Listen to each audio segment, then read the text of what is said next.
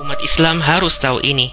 8 tahun sebelum peristiwa G30 SPKI terjadi, ulama se-Indonesia menggelar Mu'tamar di Palembang pada tanggal 8 sampai 11 September tahun 1957. Para ulama memutuskan beberapa kesepakatan, yaitu: yang pertama, ideologi atau ajaran komunisme adalah kufur hukumnya dan haram bagi umat Islam menganutnya. Kedua, bagi orang yang menganut ideologi atau ajaran komunisme dengan keyakinan dan kesadaran, maka kafirlah dia dan tiada sah menikah dan menikahkan orang Islam. Tiada pusaka mempusakai dan haram hukumnya jenazahnya diselenggarakan secara Islam. Ketiga, bagi orang yang memasuki organisasi atau partai yang berideologi komunisme seperti PKI, SOPSI, Pemuda Rakyat, dan lain-lain, tidak dengan keyakinan dan kesadaran, sesatlah dia dan wajib bagi umat Islam menyeru mereka meninggalkan organisasi dan partai tersebut.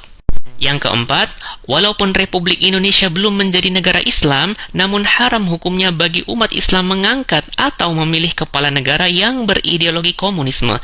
Kelima, memperingatkan kepada pemerintah RI agar bersikap waspada terhadap gerakan aksi subversif asing yang membantu perjuangan kaum komunis atau ateis Indonesia. Keenam, mendesak kepada Presiden RI untuk mengeluarkan dekret menyatakan PKI dan mantel organisasinya sebagai partai terlarang di Indonesia. Dan referensi Mu'tamar tersebut ada pada buku ini.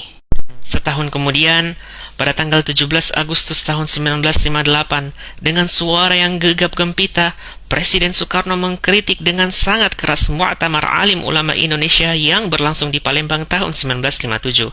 Beliau mengatakan bahwa konferensi tersebut adalah komunisfobia dan suatu perbuatan yang amoral. Kemudian, ketika peristiwa G30 SPKI terjadi, Buya Hamka mengatakan, rupanya Allah hendak memberi dulu cobaan bagi rakyat Indonesia.